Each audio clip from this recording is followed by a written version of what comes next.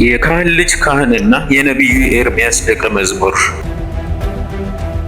በልጅነቱ በቅድስቲቱ ከተማ በኢየሩሳሌም መቅደስ ዙሪያ ያደገና በወጣትነቱ በምርኮ ምክንያት ከሀገሩ የተሰደደ። በምርኮ እያለ የባቢሎናውያንን የቅንጦት ኑሮ እና የወገኖቹን መከራ እያየ ወጣትነቱን በሐዘን ያሳለፈ። በኮበር ወንዞች አጠገብ ሲቆዝም የሰማያት ምስጢርና ጸጋ እግዚአብሔር የተገለጸለት ከአራቱ አበይት ነቢያት መካከል የሚመደበው ነቢዩ ሕዝቅኤል ማን ነው?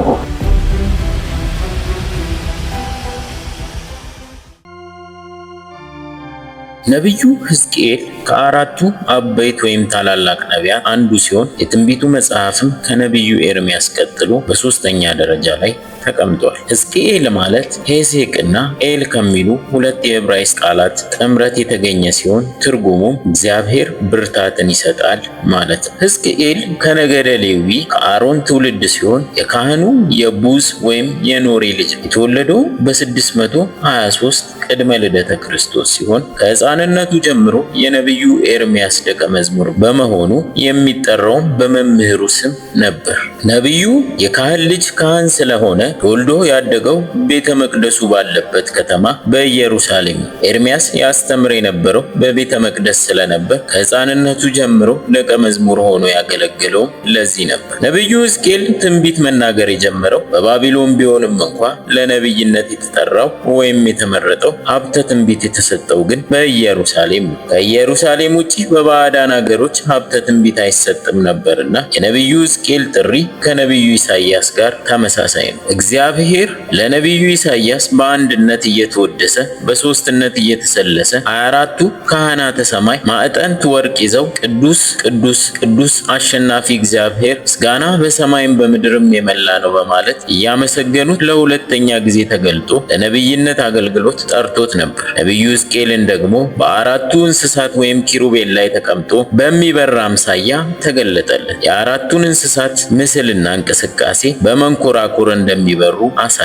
ዘመኑ የምርኮ የጦርነት ነበርና እግዚአብሔር በሚበሩ አራት ሕያዋን ኪሩቤል ላይ ተቀምጦ ታየው። የነቢዩ ኢሳይያስ ዘመን ደግሞ ጸጥታ የነበረበት ዘመን ስለነበር በአንድ ቦታ ተቀምጦ ታየው። እንግዲህ ነቢዩ ሕዝቅኤል የተወለደው በ623 ከክርስቶስ ልደት በፊት በእንደዚህ አይነት ጊዜ ነበር። ይህ ጊዜ ደግሞ በሁለት መልኩ ነቢዩ ላይ ተጽዕኖ አሳድሮበታል። በአንድ መልኩ በወቅቱ የነበረው ንጉሥ ኢዮስያስ ባዕድ አምልኮን ለማስወገድ እግዚአብሔርን ቤትና አምልኮ ለማሳደስ ይጣደፍበት የነበረበት ሰዓት ነበር። በሌላ መልኩ ደግሞ ይህ ወቅት በአመዛኙ ነቢያት ያንሰራሩበት ወቅትም ነበር። ስለዚህ ንጉሥ ኢዮስያስ ባዕድ አምልኮን ለማስወገድ እግዚአብሔርንም ቤትና አምልኮ ለማሳደስ ሲያደርገው የነበረው ጥረት የሕጉ መጽሐፍ ዳግም የመገኘቱና በንጉሱ የመነበቡ ዜና በነቢዩ ሕዝቅኤል የጨቅላነት አእምሮ ላይ የታተሙ ድርጊቶች ናቸው። ከዚህም በላይ ደግሞ አባቱ ካህን እንደመሆኑ መጠን ቤተ መቅደሱ ሲታደስ ነቢዩ ሕዝቅኤል በምን አይነት ሁኔታ ወደ ቤተ መቅደስ ሂዶ እድሳቱን ሊያግዝ እንደሚችል መገመት አያዳግትም። ነቢዩ ሕዝቅኤል የነቢዩ ኤርምያስ ደቀ መዝሙር እንደመሆኑ መጠንም ኤርምያስ ምን ያህል በሕዝቅኤል ልቦና ላይ ተጽዕኖ ሊያሳድር እንደሚችል ግልጽ ነው። ነቢዩ በማንነቱ ላይ ተጽዕኖ ያደረገውን ግን ይሄ ብቻ አይደለም፣ በጊዜው የነበረው ፖለቲካዊ ትኩሳትም ጭምር። ገና በ10 ዓመቱ ሳለ የአሦር ዋና ከተማ የነበረችው ነነዌ ከመንግስቷ ጋር ወድቃ ነበር። ከ5 ዓመት በኋላ የግብፁ ፈርዖን ፍልስጤምን ወሮ ንጉሥ ኢዮስያስን ገሎታል። ከዚህም በላይ ነቢዩ ኤርምያስ ሕዝቡ የግብዝነት ምልልሳቸውን እንዲያስተካክሉ መጻተኛውን፣ ድሃ አደጉን፣ መበለቲቱን እየበደሉ እልፍ ጊዜ መስዋዕት ማቅረባቸው ቤተ መቅደሱን የወንበዴዎች ዋሻ ማድረግ እንደሆነም ሲያሳስባቸው ካልተመለሱ ግን እነርሱ በባዕድ ንጉሥ እንደሚማረኩ ቤተ መቅደሱም እንደሚፈርስ በቤተ መቅደሱ በር ሆኖ በመጨው በግልጽ ሲነግራቸውም ነቢዩ ሕዝቅኤል ይሰማ ነበር። የንጉሥ ኢዮስያስ ልጅ ኢዮአክስ በነገሰ ገና በ3ኛው ወሩ የግብፅ ንጉሥ አስሮ እንደወሰደው የግብፁ ንጉሥ ኢየሩሳሌምን ሊያፈርሳት አለመውደዱ ይኸውም ከእርሷ የሚያገኘው የወርቅና የብር ግብር እንዳይቀርበት መሆኑንም ሕዝቅኤል አይቷል። እንግዲህ በዚች በወጣትነት እድሜው በገዛ ወገኖቹ ይከሰቱ የነበሩትን ለውጦችም ያይ ነበር። ያለምንም ማፍረት ጣዖታት በኢየሩሳሌም ጎዳናዎች እንዴት ይታዩ እንደነበር፣ የካህናቱና የመምህራኑ ሕይወት እንዴት በክፋት የተለወሰ እንደነበር፣ የቤተ መቅደሱ አገልግሎትም እንዴት እንደታጎለ አሳምሮ ያውቃል። ነቢዩ ኤርሚያስ ስለዚህ ድርጊታቸው ሕዝቡን ሲገስጻቸው ባሮክ በቤተ መቅደስ ሂዶ የነቢዩ ኤርሚያስን መጽሐፍ ሲያነብላቸውም ሰምቷል። ይህ ብቻ ሳይሆን ንጉሱም ጥቂት ሐረጎችን ከሰማ በኋላ እግዚአብሔርን ቃል አቃሎ ጥቅሉን ሲያቃጥለውም አይቷል። እንግዲህ ከዚህ ሁሉ የነገሮች መነዋወጥና መቀያየር በኋላ በዚሁ ዓመት የባቢሎን ንጉስ ናቡከደነጾር የግብፁን ፈርዖን ኒካውን ድል አድርጎታል። ናቡከደነጾር ከግብፅ ቀጥሎ የመጣው ወደ ቅድስቲቱ ከተማ ወደ ኢየሩሳሌም ነበር በ597 ከክርስቶስ ልደት በፊት ማለት ነው። ነገር ግን ከተማይቱን፣ ቤተ መቅደሱን፣ ህዝባዊ ህንፃዎቿን፣ ጠላትን ለመከላከል የምትጠቀምባቸው ግንቦቿን እንኳን አልነካም። ይልቁንም በዚያ ሰዓት በይሁዳ በአባቱ ምትክ ገና 3 ወር ብቻ የነገሰው ንጉስ ዮአኮንንና እናቱን፣ ባሪያዎቹም፣ አለቆቹም፣ ጃንደረቦቹም የእግዚአብሔር ቤተ መዛግብትን ሁሉ የንጉሱን ቤተ መዛግብትን ወደ ባቢሎን ወሰደው። ይህም ማለት ከ300 ዓመታት በፊት የእስራኤል ንጉስ የነበረው ንጉስ ሰለሞን በቤተ መቅደስ ያኖራቸውን ንዋያተ ቅዱሳት ሁሉ ተማርከዋል ማለት ነው። የባቢሎን ንጉስ ናቡከደነጾር በዚሁ ዓመት ኢየሩሳሌምን ሁሉ፣ አለቆቹንም ሁሉ፣ ጽኑዓን ኃያላኑን ሁሉ፣ ተራቢዎቹንም ሁሉ፣ ብረት ሰራተኞችን በሙሉ 10,000 ምርኮኞችን አፍልሷል። ከድሆችና ከሀገሩ ህዝብ በቀር ማንም በኢየሩሳሌም የቀረም አልነበረም። ነቢዩ ሕዝቅኤልም በዚሁ ምክንያት አብሮ ወደ ባቢሎን ተማርኳል። በዚህ ሰዓት ነቢዩ ሕዝቅኤል የ25 ዓመት ወጣት ነበር። ወጣቱ ነቢዩ ሕዝቅኤል ይህን ሁሉ እያየ ልቡም ይቆስል ነበር።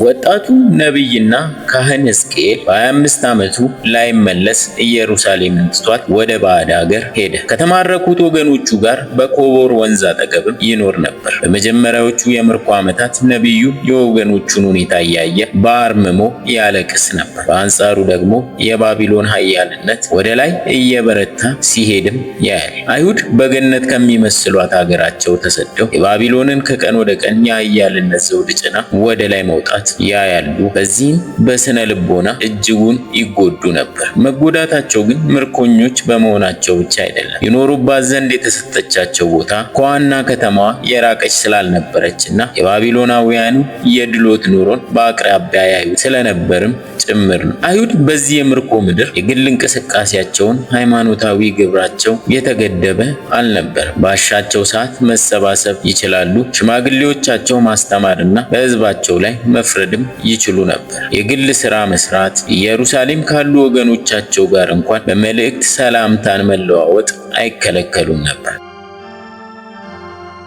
በተማረኩ በ5ኛው ዓመት ማለትም በ592 ከክርስቶስ ልደት በፊት አካባቢ ግን ሰማያት ተከፈቱ። ነቢዩ ሕዝቅኤል ለመጀመሪያ ጊዜ ራእይን አየ። በዚህ የትንቢት መንፈስ እየተመራ ለሚቀጥሉት 22 ዓመታት ማለትም እስከ 570 ክርስቶስ ልደት በፊት ድረስ እያገለገለም ቆይቷል። ነቢዩ በዚህ ጊዜ የትንቢት አገልግሎቱን ሲጀምር ትንቢትና ትምህርቱ ሰፊና ጥልቅ ነበር። ኢየሩሳሌምንና ሕዝቦቿን በተመለከተ የተነገረውን ትንቢት፣ የተሰበከውን ስብከት ዓላማውን በሁለት ከፍሎ መመልከትም ይቻላል። የመጀመሪያው እስራኤላውያን በመጀመሪያ ምርኮ ወደ ባቢሎን ከወረዱ በኋላ በኢየሩሳሌም የተናገረው ትንቢትና ስብከት ሲሆን ዋና ዓላማው ሕዝቡን ከጣዖት አምልኮ እንዲወጡ፣ ነቢያተ ሐሰትንም ከማሳሳት ስራቸው እንዲመለሱ ማሳወቅ፣ እንዲሁም በኃጢአታቸው የሚጸኑ ከሆነ እግዚአብሔር እንደሚያጠፋቸው ማስረዳቱ። በኢየሩሳሌም ቀርተው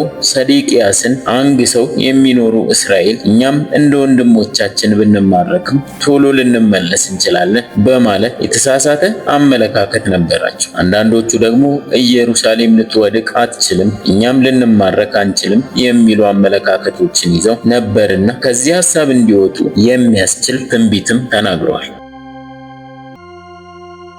ነቢዩ በትንቢቱ ይህን መናገር ቢችልም ነገር ግን ከተማረኩ በ6ኛው ዓመት ላይ ነቢዩ ሕዝቅኤል በኢየሩሳሌም የቀሩትን ይገዛ የነበረው ንጉሥ ሰዴቅያስ በግብፅ ተማምኖ በናቡከደነጾር ላይ ማመፁን ሰማ። ነቢዩም ሰዴቅያስ ከዚህ ድርጊቱ እንዲቆጠብ፣ እንዲህ ካልሆነ ግን በክፉ አወዳደቅ እንደሚወድቅ አስጠነቀቀው። ንጉሡ ይህን ምክር የማይቀበል ከሆነ የግብፅ ንጉሥ አስሮ እንደወሰደው የኢኮንያን ዕጣ ፈንታ እንደሚደርስበትም ኢየሩሳሌምም ከእህቷ ከሰማርያ ባለመማሯ እንደምትወድቅ ነገረው። እንደተናገረውም ከተማረኩ በ10ኛው ዓመት ላይ ኢየሩሳሌም ወደቀች። በቀጣዩ ዓመት ደግሞ ሰዴቅያስ በሌሊት ተደብቆ ለማምለጥ ሲሞክር በኢያሪኮ ተያዘ።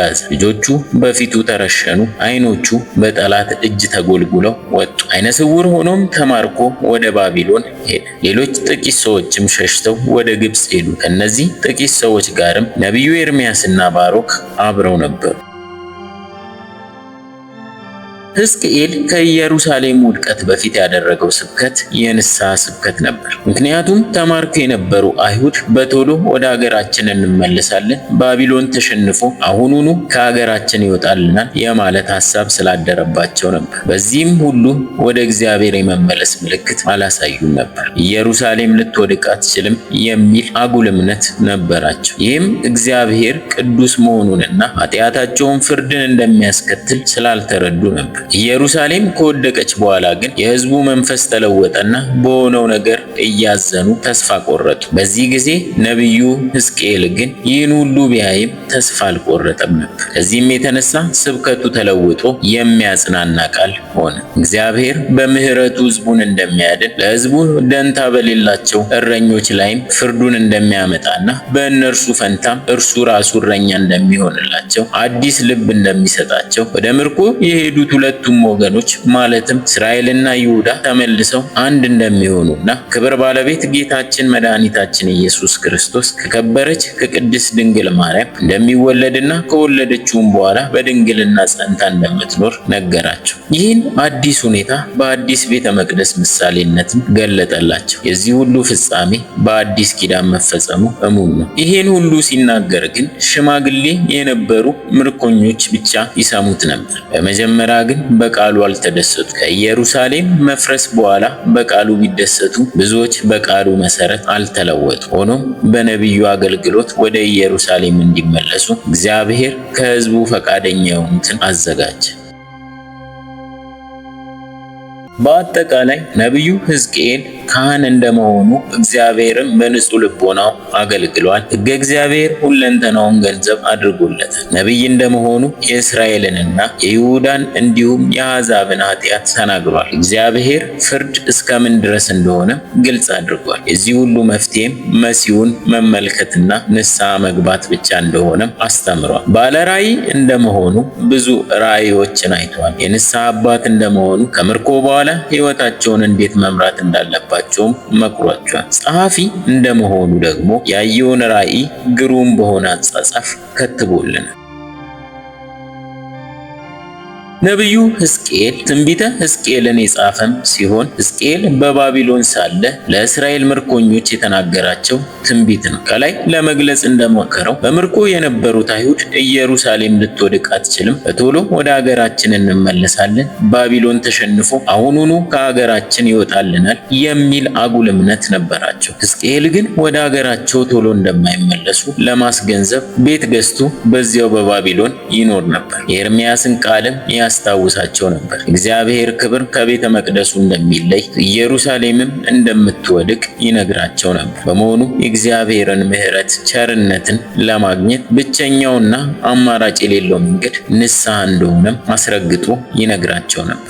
በጣም የሚገርመው ደግሞ በነቢዩ ዘመን የነበሩት አይሁድ የደረሰባቸው ሁሉ በአባቶቻቸው በደል ምክንያት እንደሆነና እነርሱ ግን ንጹሐን እንደሆኑ ያስቡ ነበር። ሕዝቅኤል ግን ይሄ ትክክል እንዳልሆነ ነገራቸው። እያንዳንዱ ሰው በራሱ ኃጢአት እንደሚቀጣና የሌላ ሰው ጽድቅም ለእርሱ ጽድቅ እንደማይሆንለት ይነግራቸው ነበር። ከላይ ለመግለጽ እንደተሞከረው ከተማይቱ ኢየሩሳሌም ከወደቀች በኋላ ተስፋ ቆርጦ የነበሩት ሕዝብ በመጽሐፉ በስፋት ተስፋ ተሰጥቷቸዋል። ስለ ንጉሱ ስለ ኢየሱስ ክርስቶስ መምጣትም ነግሯቸዋል። መጽሐፉን በሶስት ዋና ዋና ክፍል መክፈል እንችላለን። ከምዕራፍ 1 እስከ ምዕራፍ 24 ድረስ ከኢየሩሳሌም ውድቀት በፊት ለእግዚአብሔር ፍርድ የተናገረው ትንቢት ሲሆን ምዕራፍ 25 እስከ ምዕራፍ 32 ደግሞ በአሕዛብ መንግስታት ላይ የተናገረው ትንቢት ተገልጿል። በመጨረሻም ከምዕራፍ 33 እስከ ምዕራፍ 48 ከኢየሩሳሌም ውድቀት በኋላ ስለ እስራኤል መመለስ የተናገረው ትንቢት ተገልጿል።